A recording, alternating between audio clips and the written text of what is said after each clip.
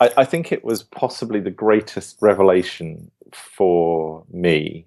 So up until that point, I'd been living in London, and I lived in a street of terraced houses, and I didn't really know, more than like one neighbour each side of a house of a street that was probably like 100 houses or something like that, and yet when you step outside this world, and well, not this world, this country, suddenly the level of interest that people have in you and wanting to help you is it's mind blowing.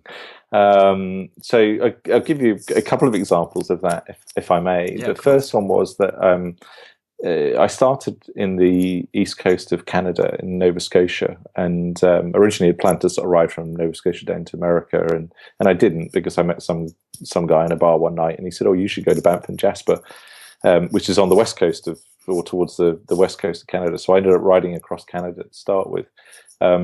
But a couple of weeks into that trip, I hit a deer early in the morning, about 50, 60 miles an hour, and I ended up down the ditch, and the deer was dead, and the bike was a complete mess. And it was not a great start to what was going to be around the world trip. But the ambulance crew that picked me up and the police were phenomenal. They nearest hospital was an hour's drive away, so it was quite remote where I was. But this community just came around me, when they found out he was this like foreign guy who'd hit a deer and, come off his bike, and it was a mess. And they patched my motorbike up with skidoo parts, because there was no motorbike shop where I was, but there were skidoos.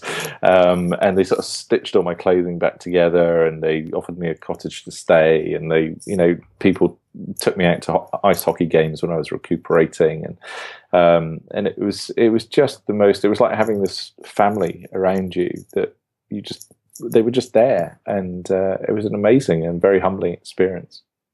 And then the other one was that I was motorbiking through Pakistan from Amritsar on the Indian border, right up in the north, down to Iran, and all of the way through Pakistan, nobody would let me pay for food.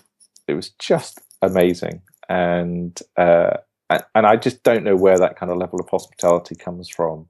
And there was a guy there that fixed my motorbike for me, because I'd had some problems with it, and it was just if anybody listening to this picks out anything from anything that we talk about, it would be just go out into the world and just meet people, because it's a phenomenal place, and it's just full of some incredibly generous people.